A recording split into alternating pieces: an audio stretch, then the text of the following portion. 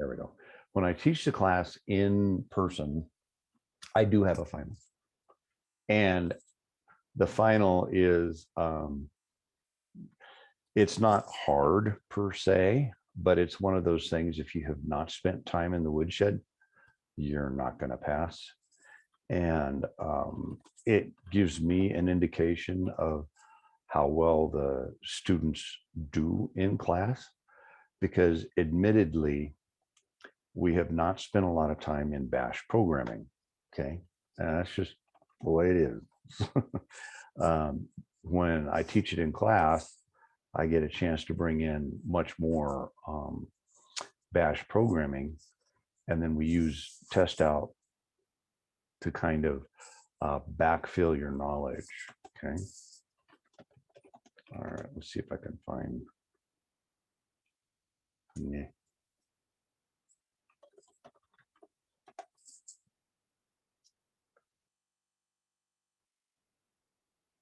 All right, but not gonna. Yeah, I'll bypass that little topic for the time being. So the total number of points you need for this class is that many. So that's how your grade is calculated. 90% of 1241. That's how you get your A, and so on and so forth. You should know how to calculate that. You 1241 times 0.9 will give you the percentage. You have to move the decimal over. I'm assuming you all know how to do that. Okay. Now, on the fudge factor stuff, that's kind of a thing. If you feel like you want a better grade and you don't, oh, I'm worried, I want a better grade, contact me and I'll give you some extra credit and you can continue. I can give you a project or something. Or you're saying, hey, I really want to be able to pass the Network Plus. What are some additional materials that I can use to pass the Network Plus? Is there a place for me to take a practice Network Plus? Yeah, kind of. Or Linux Plus, kind of. You can do that within the test out software. Okay. All right. Now, let's get into some nitty gritty and talk about your future job. Okay. I'm not going to go into a long detail about this. Let's see, but I do want to show you a few things. Let's see here. There we go. You should see the backwards clock. And I'm going to bring up a web browser.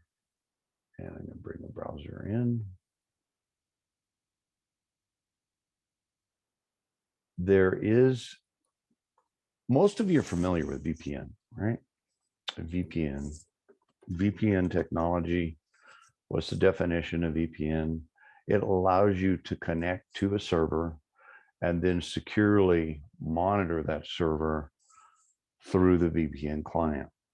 I have a VPN client that I can run on Linux that allows me to connect to the enterprise at MJC. The VPN is controlled by IT. VPN is current state of the art. There's new stuff coming down the pipe on how do you manage a fleet of machines. Now, why is this stuff important? This is an example of where it's going. This is remote management software that allows you to control things behind a firewall or to control things in somebody's house. They're working remotely, or control things at another company. You're a consultant. You don't need a separate VPN connection for each and every client that you contact. This is where things are slowly evolving. And the closest thing in that space right now that you can have access to and play with is this Google Remote Desktop. How many have played with that?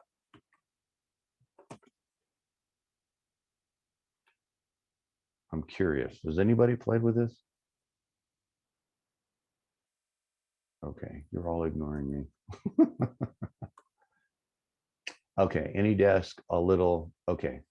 The reason I say, yeah, I agree. There's better tools out there. If you've never messed with it, you should. Try to understand how they make it work. How does this work? Yes, it's very limited. What are they doing? Well, step one, you have to install the remote desktop client on your machine of choice behind the firewall. Okay. So if I do that, I'm going to go ahead and just show you. I've got one machine set up using this, and it's the machine in the classroom. Now, how do they do this PIN number? Where's that going? What's this verifying? That's something to look up. This would be a wonderful Wireshark activity where you can actually kind of see what's going on. Okay, so I'm going to resize it. Now I'll just leave it the way it is so you can see. I've got two screens on this machine. Okay, now you should be able to see it. Yep, Chrome remote software is blocked, and there's a lot of good reasons for that. One is a security hole as big as a semi you can drive through. I totally understand why the company won't let them do that. Okay, completely understand it. But what's happening is this outsourcing of remote capability is becoming a thing. And you kind of need to be aware of it because the HR stuff I've been reading up on has been, so many people do not want to go back to the office. Companies are kind of dragging their feet to answer that question. Are we coming back? I don't know. The other thing that is happening is high-tech workers, for every high-tech job that doesn't have, oh yeah, I'll tell you, we can get into gory details about workarounds and slowdowns and productivity and connectivity. We can actually, I'll talk about that. Remind me. Okay. Slows down productivity. Yes and no. Scott was telling me he showed some numbers. He can explain to management, since they went remote, their productivity in the IT department went up 150%. That's not an increase of 50%. That's an increase of 150%. Now, what does that mean? That means you're not BSing half the day away, telling stories, war stories, walking out for coffee, and so on and so forth. Okay. There's something to this increase in productivity. However, if your productivity is based on keystrokes, yeah, there's probably a decrease because of the number of calls you can take. You're kind of stuck. For example, I was trying to use Jabber, which is a Cisco telephone management client, to be able to answer a phone call by way of the computer that would connect to my Cisco phone. Oh, it was terrible. It was terrible. The workers are definitely pushing towards more remote work. This is a given. But learning what this technology does. Now, why and how did this remote desktop work? Okay. There's no VPN. How does it work? That's a question I want you to kind of noodle on. Okay. I'll just put it in the chat. Google remote desktop work. Okay. So it requires no, could you centralize it? Well, yeah, there is a move afoot at Google to make, oh geez, does anybody remember what the buzzword is? Where everything is basically VPN'd, no matter if you're internal or external. It's kind of like roving profiles on steroid.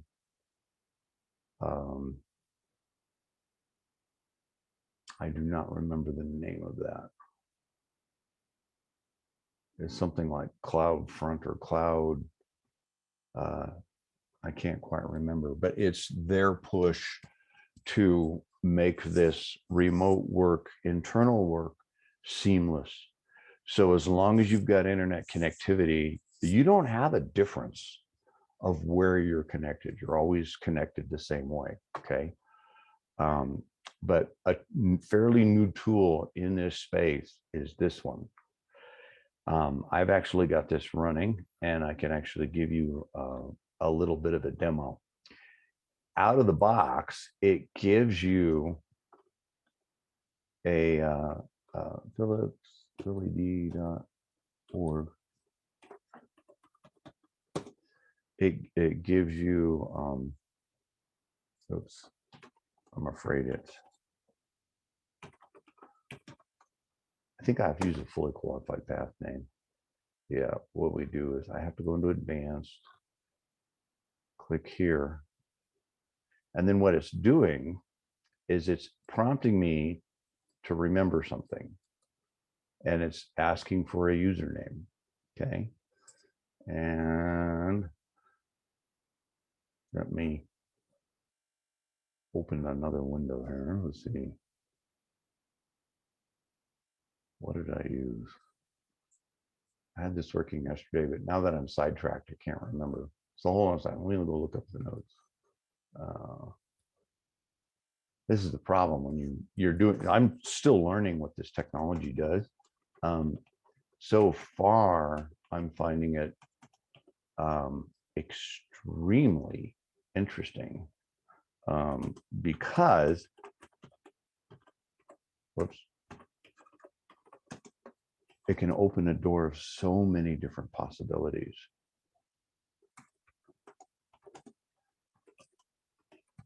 Oops.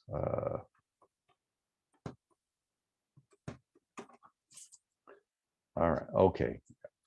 Here we go. Admin, and then the password I set up. This is a password that kind of rotates.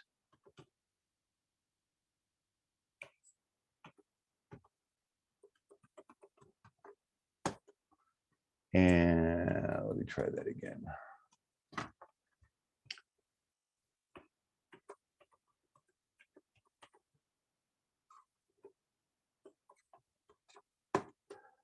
Now watch what happens.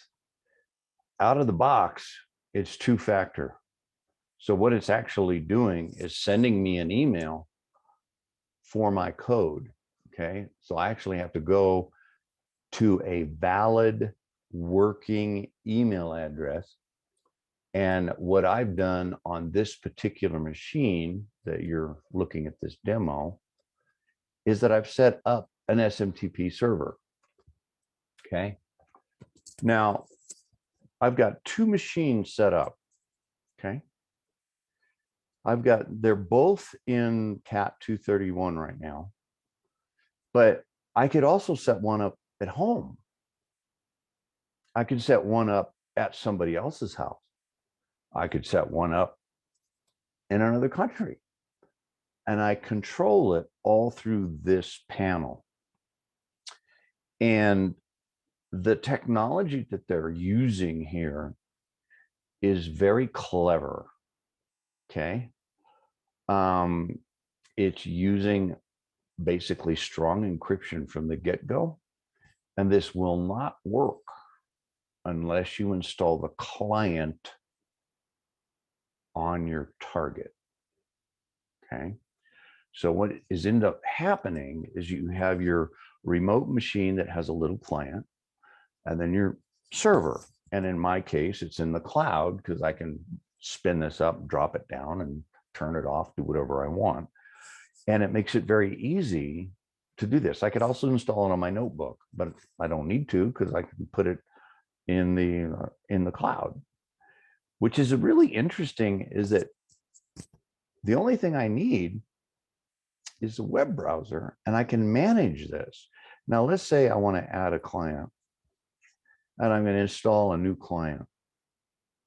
It gives you the commands for both Windows and Linux to install this, okay? And I'm still learning how to do it with Windows. And they have their scripting language, which is Taco Script. It's just it's a tool built off YAML, no big deal. Very similar to Ansible, Puppet, and Chef. But the advantage of using a tool like this is that you can have your clients scattered all over the planet. And that's not something you can do when you're using something like Ansible. So let's show you what Ansible does. So here's this, and it's taking me in, and notice there's no tunnel open. I actually have to add a tunnel, okay? So I'm going to say, okay, only my current IP address, this is the cloud Linode one, and the tunnel is going to close after 5 minutes of inactivity. So I have this open connection to a machine behind a firewall. And then as soon as I log out, the tunnel's going to close and nobody knows I was there. Can you see how bad guys could use this? Who's to say bad guys haven't already? Then I click this and I want you to see what happens. This is one of my scratch boxes, so I know what this is doing here. Let's see if that happens again. Confirm.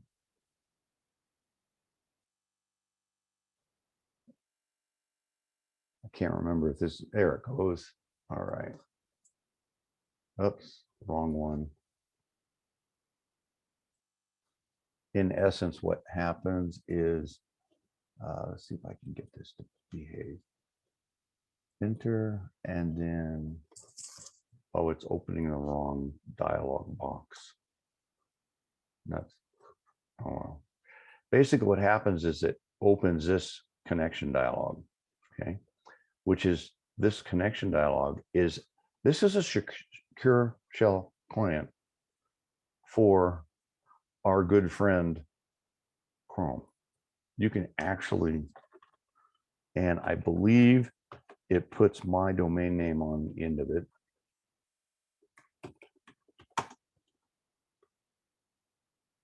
Let's see if it behaves. Probably won't. Like I said, I'm still learning how to use this. But the part that makes this so interesting is it's heterogeneous. I can go several different places, several different companies, several different clients, and manage computers. This is something, okay? So that's not working.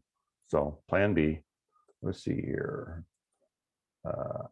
Let's trash the tunnel, and we'll add another tunnel and see if I can't get it to behave. It may just do the same thing. Oh, there it goes. Now it's behaving. Okay. Yes. And then now notice it says Philly.org. I wonder if that, hold on a second. Let me log in to make sure this is the right, it's jumping to the right host.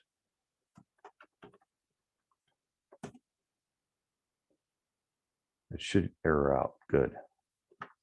I can tell by the password. Okay, there's my machine. I am now in Cat 235 on a scratch box. Okay. Now, let me show you a little bit about what happens with Ansible. Ansible is on another machine, and I'm going to do -y. And I have to specify the machine name.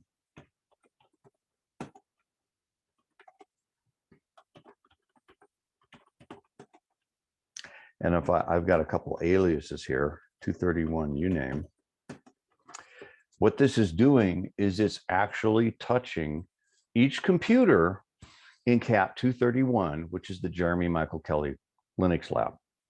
So I'm looking at all 30 computers now by way of the internet using no VPN by connecting to a single machine and jumping to another machine that has all my Ansible stuff. Now, could I put each and every one of those machines inside of our port? Yes. All I would need to do is install the client. Okay. And then I would have access to an individual machine at any point in time or all machines. Because the way this R port works is that you can actually create scripts, and you can run scripts against one or more machines.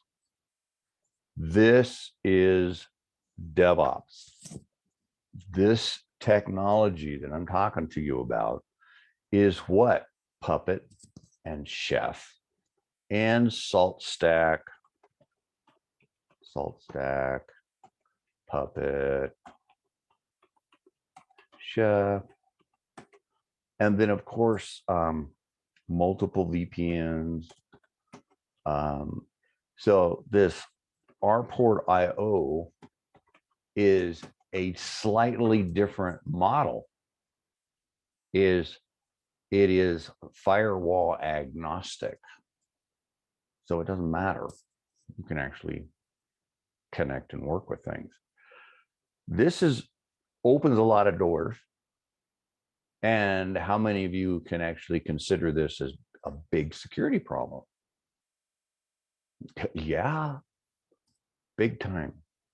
So the next question is, how would you manage this to make it secure so only authorized users can use something like RPort to connect to your enterprise?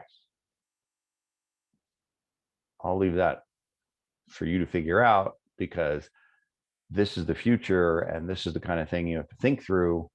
And these are the types of questions you're going to get in an interview.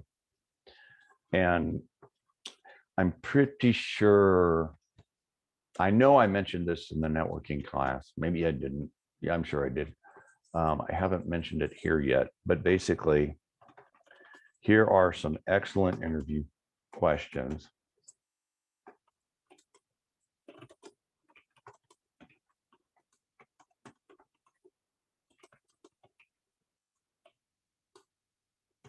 So I'll shorten them up a little bit.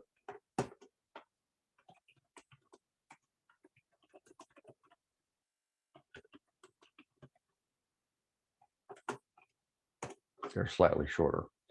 These two interview questions, I recommend very highly you spend some serious time figuring out what this stuff does.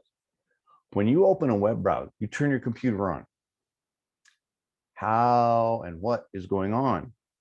You turn the machine on, you're getting electricity into the board, and the machine is brain dead. It doesn't have an operating system, so it reads the basic input-output system, which is a chip on the motherboard, which you probably don't even know the manufacturer of. It's either Phoenix, Amine, who knows who's made by.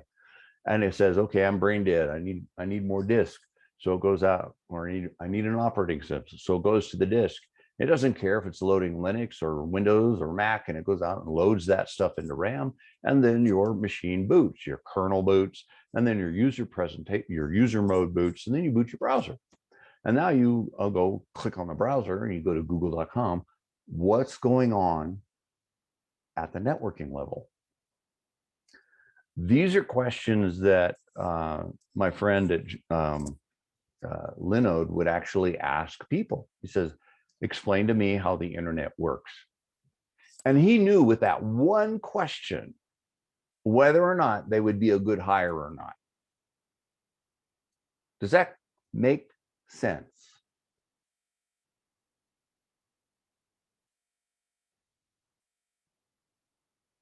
I'm assuming your silence means consent, or you're just ignoring me, or who knows what. All right. Okay.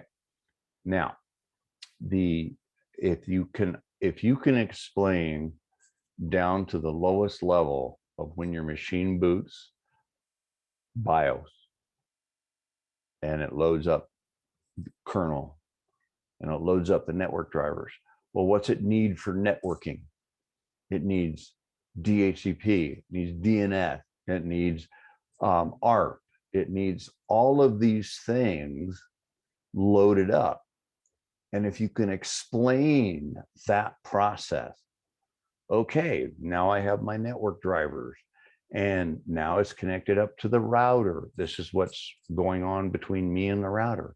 Now I'm ready to go to the internet. I go to google.com. It goes to my internal DNS, doesn't have google.com. It goes to my external DNS and it looks up google.com and it returns back a website with a name on it. What's happening there? Okay. Now, in the world of Google, I don't know how well you're familiar with these tools, but these tools are really, there's actually entire conferences you can go to and learn nothing but Chrome. This is why Chrome is the big gorilla here. This is actually recording network activity. Okay. Let's record some network by doing Control-R. Look at all that crazy networks that's going on right now. Okay. So let's click on JNote. Let's click on that. Look what's happening. All this crazy stuff is going on, and it's actually showing me what the traffic is and how long it takes for those things to actually return. Which JavaScript thing is getting loaded into the page. This is the kind of stuff that gets you the jobs. When you can explain this, okay? And what does this mean? How does this work? Let's look at my third-party requests. Okay, why are these people looking at me? Okay, all right, let's look at some block cookies. None. All right, no block cookies. Let's look at block requests. No block requests. That's good. I could actually drill down on this. Okay, can't find that particular identifier. So I have to figure out another way to go figure out, oh, look, G-static. What is this?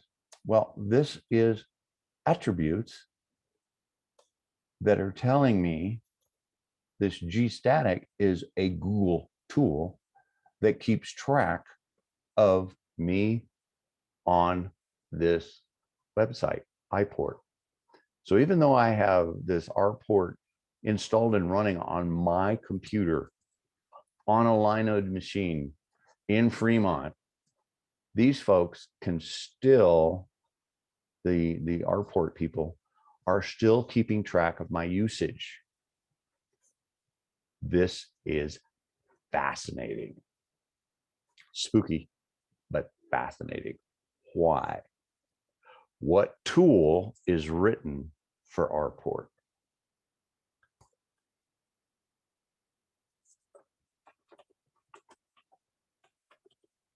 How many have heard of this tool, Go?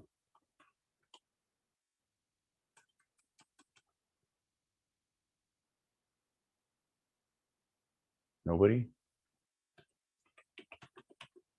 I think it's .org, golang.org. This is Google's programming language. This language has a very, very interesting use case. Concurrency. Okay, I spelled that wrong, but it's a concurrent operating system or language, not parallel.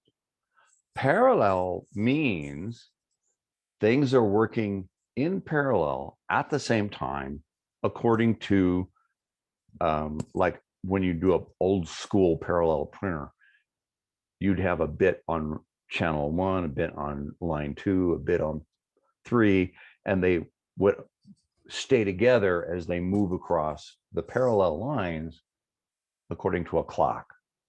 Concurrency is what Google needed to do to speed up Google. Is I have 75,000 people hitting google.com, and I want it to be fast for each person that hits it. But they're never at the same time exactly. They may be a few nanoseconds off. Okay. That particular language, Go, is they opened it up and made it available. And the people I've been talking to in industry who do, I mean, hardcore, I mean, serious hardcore DevOps, they're using Go in conjunction with Python and a bunch of other things, but they're using Go because they're managing fleets of 100,000 machines. Like, for example, one of the fellows that was in my Linux class many years ago, he started out as a music major like me, and his major was composition, and he, like me, ended up changing his major and got into computers big time. And now he's working at Comcast, and his job is to roll out security patches for all the Comcast routers in the United States. He uses Go because he says, I can roll out this change and be done in a matter of hours. It used to take days or weeks. That's amazing. Okay. So the programming languages, you don't necessarily need to go learn them, but you need to know about them. And the way I looked at Go, and Go as a programming language is pretty straightforward. It's not real difficult. If you know Python or any squirrely bracket language, it's pretty darn easy to learn about Go. It is not object oriented. Okay. It uses a whole different way of abstracting software. This is its power. This is its robust. This is what we call its superpower. Okay. Built-in concurrency. So you don't have to manage which task starts when. It's all built in. Okay. They have other programming languages, Google. They've got Dart and a bunch of different things, but that's all in the client side. Okay. But as far as the server side, Go is something, if you want to get into DevOps, you'll need to know about. Okay. And the other programming language I'm sure you've heard of is Rust.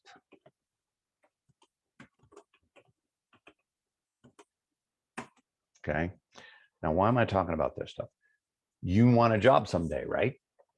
Well, trust me, you're not going to be writing VB code. If you're writing VB code, don't take the job. You're going to be working on crap that nobody else wants, and it's miserable to be a maintenance programmer.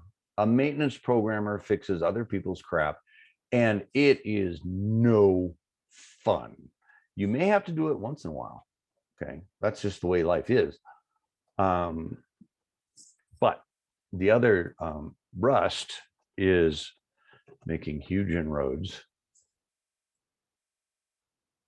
Okay, that's the book. I want to go to the actual website. This is a very interesting model. Okay. Okay. You can compile to WebAssembly. Yes, Rust is fascinating. I can't wrap my head around it. I don't blame you. Rust is a tough slog. It is hard to learn Rust, even if you're an expert in another language. I mean, truly an expert in another language. It's hard to wrap your brain around Rust. The language is obtuse, but it has a tremendous amount of power. And this whole idea of putting things into WebAssembly, how many have heard of that? Wasm.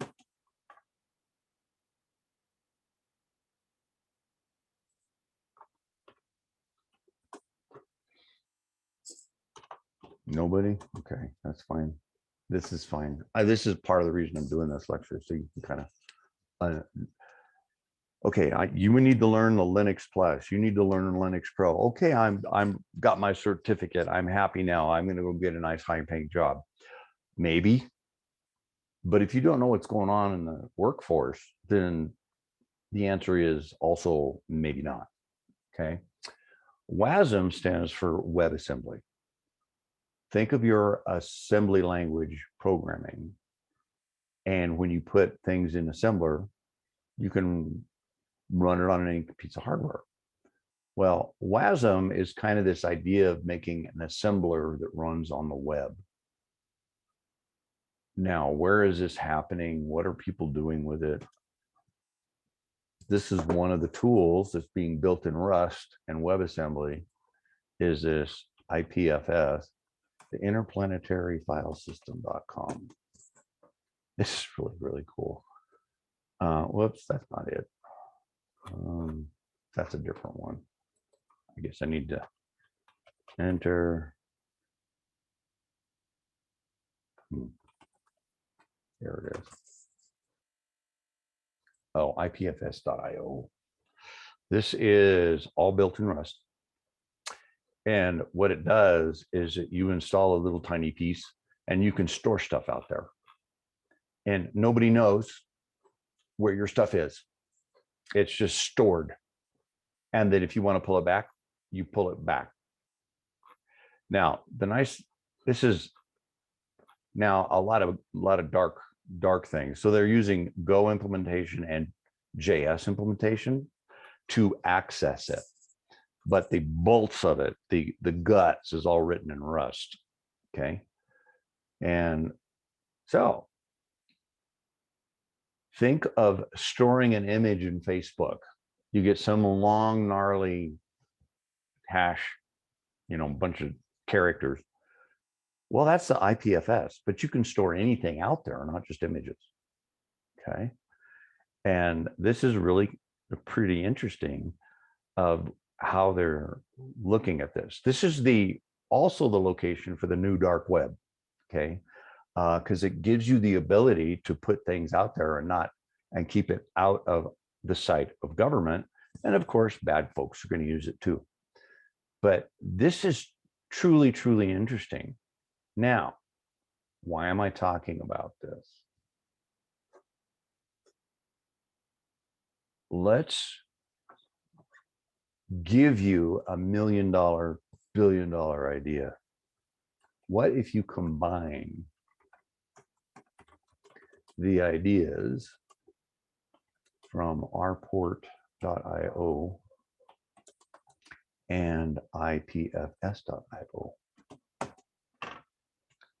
What if you took the technology of rport that allows you to manipulate and control machines from anywhere at any time, and then put the control factors of rport onto the interplanetary file system?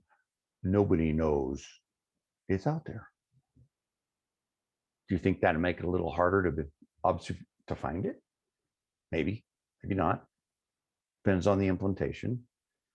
But that is a wide open idea that you are going to see probably within the next 2 to 3, maybe 5 years, if you get a job as DevOps or somewhere in there. And you can look back and go, oh yeah, that old guy knew what he was talking about. This makes sense. Why? You don't have to pay for it. You can bypass paywalls. You can bypass all kinds of things. That's going to be a thing. Is that how do I legitimately, because you start thinking about, okay, I've got Netflix and I've got my internet connection and I don't have a landline anymore, but I have my cell phone. And then I can get to my internet by way of my cell phone. So I'm technically paying for internet access twice.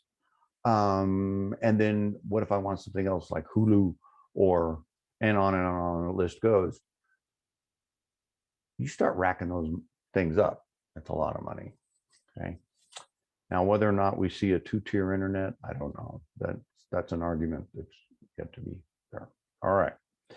So I wanted to expose to you those few things that are definitely in your future and would be worth your time to do a hello world in Rust and in Go, just to say, yeah, I and then if they say, well, where would you use it?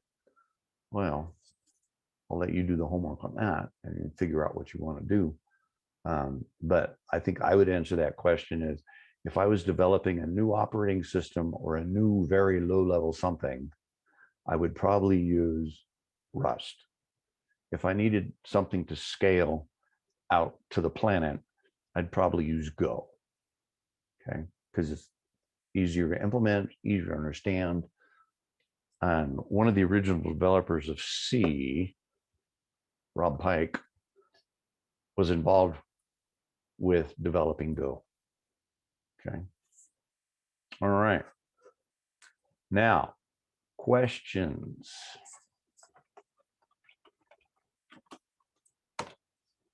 Regarding test out, regarding how do I take the test? Other questions? Oh, access after. That's a good one. Okay. You can access test out after the class is over. Okay.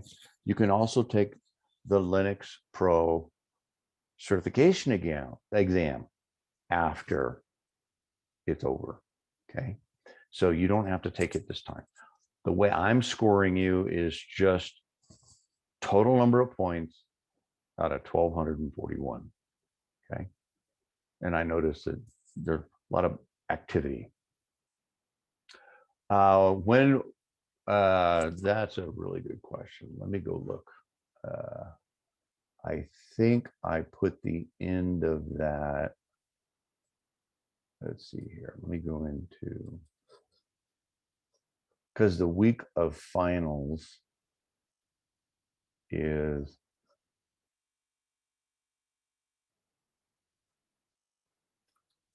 here's our week of finals. Okay. Here's the way the law is written. I have to have the grades in here. Okay. You will not have access to Canvas after the 29th. Okay. Because this is the week of finals. The class closes on the 28th. And then I do my craziness, not just for this class, but all the other classes I'm teaching, and trying to get all the grades smashed into and then put into the system by the 2nd. Okay. That's the way the law is written. I have to have my grades posted. Okay. So if you say, hey, I want to be able to work on it till mid-May, I said, well, take an incomplete. No. And generally speaking, incompletes are a real pain. Because out of my 15 years of teaching, I've had maybe 3 people actually complete an incomplete. Okay. It's not optimal. Sometimes it's better just take the class over. Because if you're not learning it, you're trying to slam through it, you're trying to cram it. Yeah, why? Just start over and learn it the right way. Okay. Okay. Does that make sense? So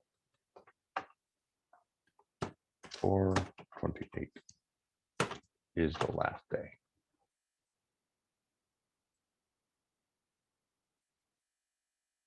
All right. So if there's no more questions, I'll be on Slack.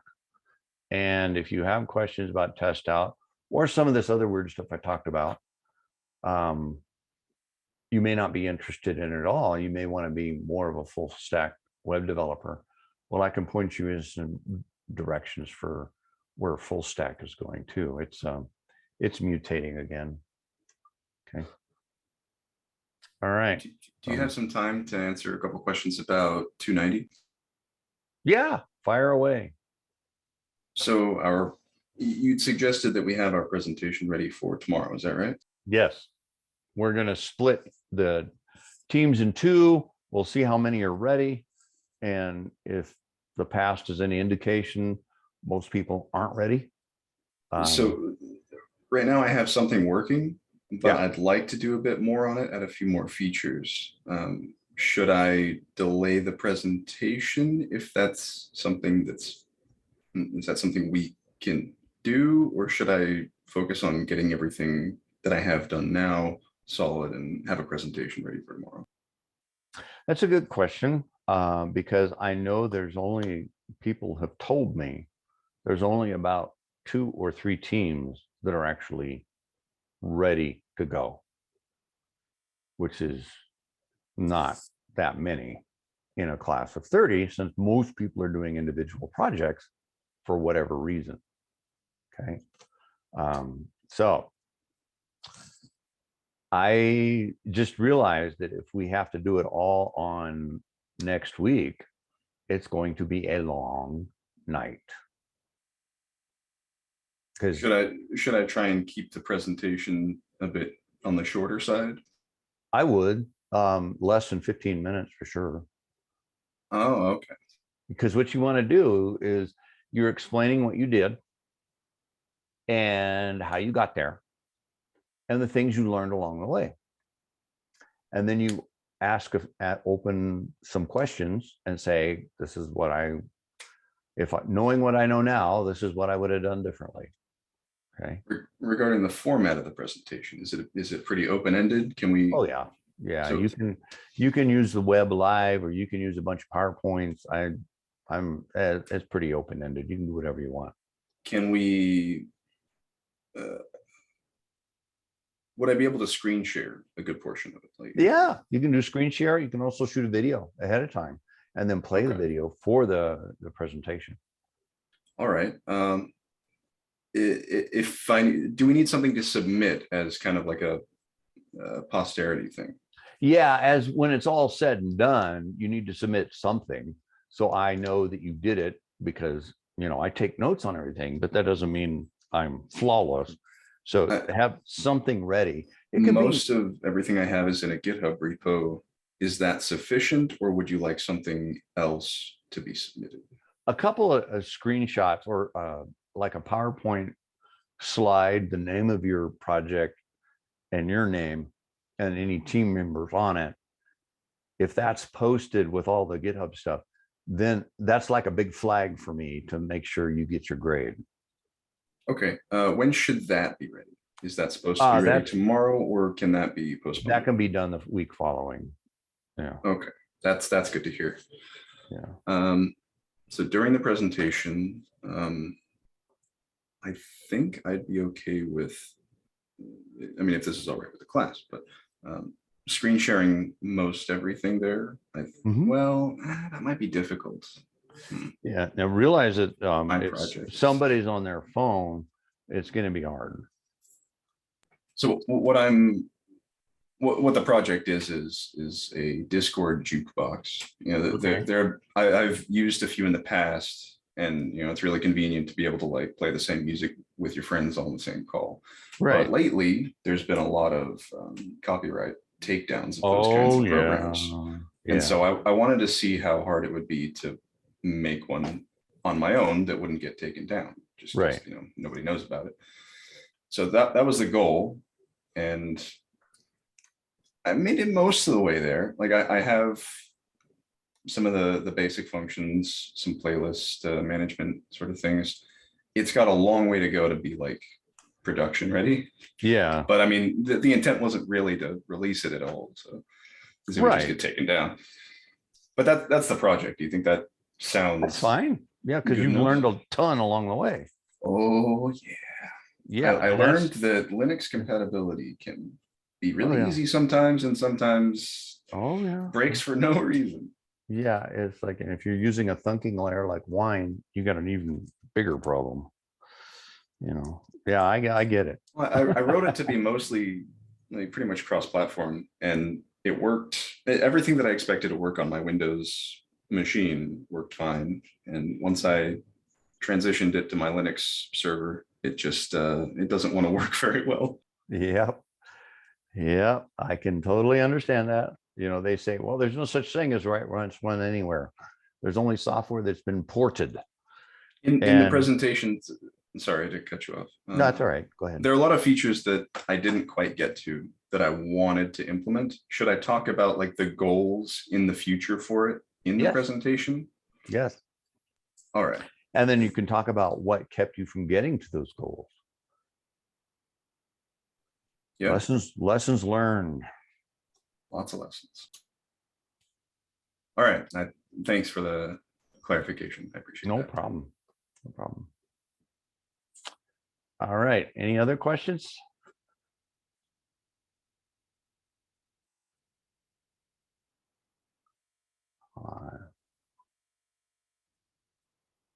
Okay. All right. So on that note, we will end for today. And then there will be no lecture next week, obviously, because that's finals week. So I'll be poking everybody saying, hey, time to get some work done. And then I'll give you some preliminary grades as I've played with them. So everybody have a lovely day. Take care. You too. Thank you, Professor. Bet.